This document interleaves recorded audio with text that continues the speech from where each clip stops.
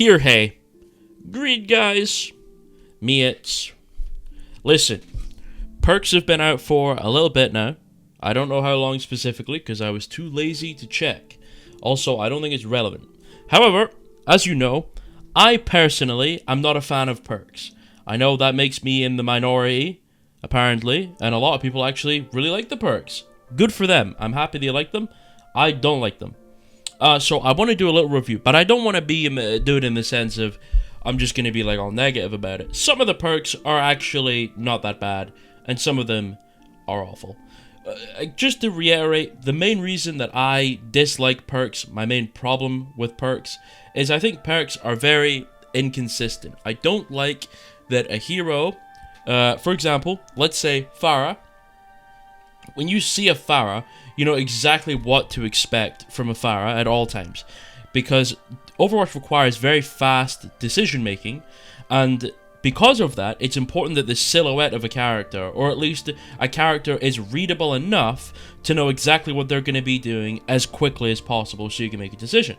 However, when perks came out, that changed. Now, obviously, there is going to be a meta perk. People are always going to pick the right perk. So you can just assume they have it. But even in that case, perks sometimes change how abilities work fundamentally. So then, at a random moment during the game, all of a sudden the character that you thought was working one way now works a different way. I don't like that level of inconsistency in my competitive game. Other people might not mind it. I do. And that's the main reason I dislike perks, personally. However, looking back at the perks, we're going to look at this from as if I did like them. We're going to go over some of the positive perks and some of the negative perks. Firstly, perk inconsistency is something that I thought was rather bizarre when perks released. For example, acrobatics on Genji essentially means that when he dashes, it resets his double jump. Not that he can jump 2 more times. He can jump 1 more time. So you would jump again, dash, and you would get your double jump back. So you'd be able to jump 1 more time. And that's all the perk did. I think they changed it now that it resets on wall climb now as well. Or I think it resets your wall climb. I'm not sure. It's something like that. It's something to do with wall climb. It doesn't matter. You never pick the perk anyway. So you have the option between that and Blade giving it 30% lifesteal. How? Who was sitting down at Blizzard thinking anyone would ever say, I don't want lifesteal on my incredibly risky ult that basically almost always kills me when I use it? Why would I ever choose being able to double jump 1 more time over buffing my strongest ability by such a huge margin? I think it's such a big buff. I would say the Blade lifesteal perk is hands down one of the most broken perks in the game, without a shadow of a doubt. It is legitimately game-breaking. If you are on Monkey, right, and I'm on Genji, I can kill you, and you can deal 0 damage to me if I Blade you. If I pop Blade against a full HP Monkey in the 6v6 mode, I can kill him, and he'll do nothing to me because of the lifesteal. That's fucking ridiculous, and needs to be removed immediately. I don't know what they were smoking when they added this. That's ludicrously overpowered, but it is what it is. Next is, he's got 2 more perks, Meditate and Blade Twisting. Blade Twisting is for 10 seconds after getting an elimination. Your next dash will do 25 additional damage over 1 second. This perk is okay. I personally don't like it because so it can be a little finicky sometimes when you're blading, because if you're blading a 220 or a 250 target and they end up taking 5 damage, it can mean that sometimes if you fuck your combo up a little bit badly, or you're in a weird situation, you end up needing to // dash someone. It can be the difference between them needing a dash to die and them not needing a dash to die, and sometimes you can end up wasting your dash. It's not super common, but it happens sometimes, and I find it really annoying. So I don't take it for that reason, but it is technically a strong perk if you're paying attention to the damage values that you're doing. I'm just so used to playing Genji with how his damage is now. I've played him for 8 years. I've, like, I think over, like, 4,000 hours on the hero or something. Something stupid like that, anyway. So I'm very used to his combos and such, and changing them up for blade twisting, it just doesn't feel right to me. Anyways, next one's meditation. This one's much better, in my opinion. It was previously worse, but it got buffed. People were mad about Genji buffs, by the way. I'm going to make a video about how the Genji buffs don't make any sense. And there's also a forum post that I found that explained why Genji isn't 225 HP so brilliantly that I have to make a video on it, because it was absolutely fantastic. The guy that wrote that post was really knew what he was talking about, and that was very sweet. I'll make a video on that probably tomorrow, maybe not, I don't know. Anyway, meditation used to be 25 HP per second while deflecting. It's now 35 HP per second. So basically, if you just do the full 2-second deflect, you end up getting 70 HP. This is okay. It's not great. Neither of his two major perks are very good. His only really good perk is the lifesteal one. The meditation one is not super useful against beams, is the problem. Is it's kind of meant to do that. It's kind of meant to be good against beams. Like if you're getting beamed through a deflect, you can pop it for the lifesteal, because, or not the lifesteal, but for the healing, to try and survive a beam while you get away, you know what I'm saying? But in a lot of cases, it doesn't really help. Like Moira does 65 per second. You know what I mean? Like she's basically gonna rip through all of the self-healing you do faster than you get the self-healing anyway. Like you know what I'm saying? So it's not really that useful against beams. It's pretty good against things where they need very specific breakpoints to kill you, like very specific combos to kill you. It's good against those, because as soon as they start comboing you down, you just pop deflect and you're able to live through the combo. Is it lame? Is it bullshit? Is it zero skill? Should it be in the game? No, it shouldn't be in the game, and it is all of those things. I don't like a lot of the perks, because a lot of the perks are very anti-brain, if you know what I'm saying. Like, they're not very skill-based. Like, if I'm getting comboed down, I should not be able to just stop a guy's combo because I press deflect. Do you know what I'm saying? I don't like the perks for that. There's a lot of perks in the game that are very much just like press button, get value. If I were to like Genji's perk of deflecting for heal, that would mean I'd also have to like something like Suzu, and that would be hypocritical. So I don't like any of them. I think any of the perks that are free value are bullshit. And that one is free value. Same as the lifesteal one. That's also free value. Blade twisting is not free value, because you actually have to work to get the extra 25 in the first place, and then you have to execute with the extra 25. So I think it's actually a better designed perk. It's just not very strong. But yeah, I don't like free value. Anyway, then you move on to things like Sojourn. So Genji had near useless perks, apart from one that was absolutely fucking game-breaking. But for Sojourn, she's got a similar thing to Genji off rip, which is where her first perk is extended mag.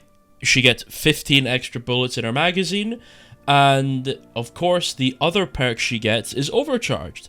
Railgun's maximum energy is increased by 50 while Overclock is active, essentially allowing you to just completely eviscerate any target on the map if you know how to use your hands, which is fantastic.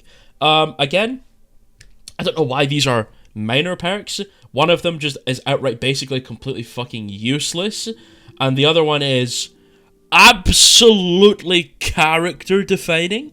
Like, Sojourn was already really overpowered before this. Now, any good Sojourn player, and I mean any Sojourn player, because I've seen gold players absolutely slam teams 1v5 or 1v6 with this perk. And it's not hard to use, because the railgun scales in size, like how big the projectile is, scales in size of how much charge you have. So not only are you dealing more damage, you're also making it easier to hit. So it's infinitely more effective. It's insanely broken. This is the perk you pick if you suck at Sojourn, or if you're amazing at Sojourn, which basically just means it's the perk you pick. You don't pick the other one. The other one is useless in comparison. I don't understand why you would ever want 15 extra bullets anyway. Like, I mean, sure, I'd take it if there was nothing else. But, like the other option would have to be pretty terrible for me to ever consider taking 15 extra bullets. But it is what it is. I don't know what they were smoking when they made some of these perks, but it is what it is. Some of them are just absolutely fucking character defining, and other ones are near useless, which is interesting. Anyway, Sojourn's major perks, even though they're worse than her minor ones, She has power slide gains an additional charge, and its jump out shifts to lateral movement. Lateral movement being more horizontal movement, so instead of going higher up in the air, you go farther against a horizontal plane. And then you have her perk that actually matters, which is Disruptor Shot can stick to enemies and generates railgun energy when dealing damage. This is, what can I say again? Character defining, perhaps? I would say so. Some people might disagree that it's that strong. I think it's very strong, especially against tanks, and especially in 6v6, which is the only mode that matters. Because you can just fire this onto a tank. It's especially good against, like, brawls. So if they've got, like, a Rhine, it's really good against him. You just dart it right on him, and then if he's walking around brawling with his team, he's also hitting all of his teammates too. You get so much railgun. I thought it would be like a minor amount of railgun charge. It's a lot of charge. You get a lot, and it's a lot of damage. It is no small thing. It's very strong. And again, why couldn't this have been a situation where the overcharge one, it was between overcharge and adhesive siphon. Adhesive siphon is the disruptor shot can stick to enemies, right? Why isn't that would be a harder decision. It's not a hard decision. You would always take overcharge because it just makes your ult literally fight winning by default. But why would you make two great perks and two shit perks and then not make the choices between two good perks and two shit perks? You know what I mean? Like, every choice is a really shit perk you never pick and a really good perk. And it's you're always going to pick the really good perk.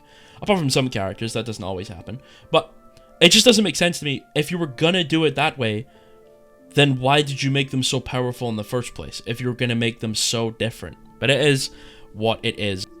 Now, Torbjorn, he has the perk of Craftsman. Forge Hammer can restore armor health to allies. Turret gains 25 increased HP, and turret's repair heal is increased by 25%. So a perk that adds more PvE dog shit to the game. Now, people are going to call me negative for that. Listen, I personally do not like Torp Turret that much. Actually, that's not true. I don't mind Torp Turret. I don't like how many deployables there are in the game. I'm actually pretty much okay with Torp Turret. I don't think it's that annoying. I don't like Sim Turrets or like Bap Lamp and Ilari Pylon. I don't like those deployables. I thought Torb was unique in that he had a deployable. Do you know what I mean? It wasn't really unique because Sim had deployables. But you know what I'm saying, right? He had a turret. The other people have turrets too. Anyway, that perk is pretty good. It makes your turret better, and it means that you can heal a Reinhardt. Bong, bong, bong, bong. Very cool. Then it's fully loaded. Activating Overload fully refills Rivet Gun ammo. That is pretty strong, especially for anti-dive. If the enemy team is running some kind of dive composition, and you get dove, and you press Overload, you get all your bullets back. Fairly strong. These perks, I don't mind that much. They change the game a little bit. I especially like Fully Loaded. That's my favoritely designed perk for Torb so far, because it's, I know it is cheap, free value to some degree, and I do agree that I don't really like that. However, I don't think it's necessarily super impactful or game-breaking. It's just kind of like a little minor buff to Torb. Do you know what I'm saying? It doesn't feel like it's free value necessarily, because although you get the ammo, it doesn't mean that you're going to use the ammo correctly. But I do agree it is still technically free value to some degree, which I don't like. But it's not the end of the world. There are far worse perks, and this one is not offensive to me. Then we have his major perks. Anchor Bolts, this one people seem to pick quite a lot. Deploy turrets through a range is increased by 50%, and it can now attach to walls and ceilings. That is very goofy, very silly. Lots of people think that's very fun, and I agree. I think that's a fun, goofy perk. Oh my god, Torp Turret on the ceiling, Torp Turret on the ceiling. It's not fun in ranked, though. It's not fun in ranked at all, because if you want to play Reinhardt and the Torp Turret's on the ceiling, well, unlucky. To be fair, the Torp Turret was never usually in a place where you could deal with it as some heroes anyway. It was usually too far back. So saying it, oh, it's on a ceiling, now it's problematic, is almost a little bit silly, because it was problematic beforehand for those characters regardless. But it does add a level of inconsistency, which I do not like. Again, I don't like that Torb couldn't do it and now can do it, I would either want him to be able to do it all the time or not be able to do it at any of the time. I do not like things changing throughout the game. That to me is not fun. Or it's I don't think it's skillful either to just have like, oh, it works this way, and then no, it works this way. I just don't like that. I really don't like it. Anyway, onto his Overloaded Turret perk. Overload upgrades your turret for 5 seconds, increasing its health and damage. Basically, you get level 3 Torb turret from old Torb, his old ult where he got level 3 turret. This perk is genuinely so far the most brain dead perk we've spoken about. This perk is cryogenic brain from like 1200s levels of design. This is straight up trash. This is as free value. I would compare this to something of like Suzu levels of brainless free value. You press a button, your turret becomes near invincible, does a fuckload of damage, and does all the work for you, and you get to run faster, shoot faster, get ammo back, get over health, go to 400 HP. It's like, it just makes the cooldown so unbelievably, stupendously broken. Now, to be fair, you can just kite. You can just kite the ability, but I still don't like it. I still think it's lame. I still think it's free value. I still think it's cringe. I don't like it at all. I don't like free value. It's the idea of pressing a button and the game just going, yeah, now you are buffed and your turret is buffed, and you had to do 0 for it. So I don't like it. And those are some of my least favorite perks, some of my favorite ones to talk about. There are other perks that I would talk about as well, but those are the main ones that I was annoyed about, the main character ones. I still don't like perks. I still don't like the inconsistency of perks. I still just don't like them in general. But that is what it is, I suppose. If you like the perks, I'm happy for you, but I don't like them, and maybe one day I will.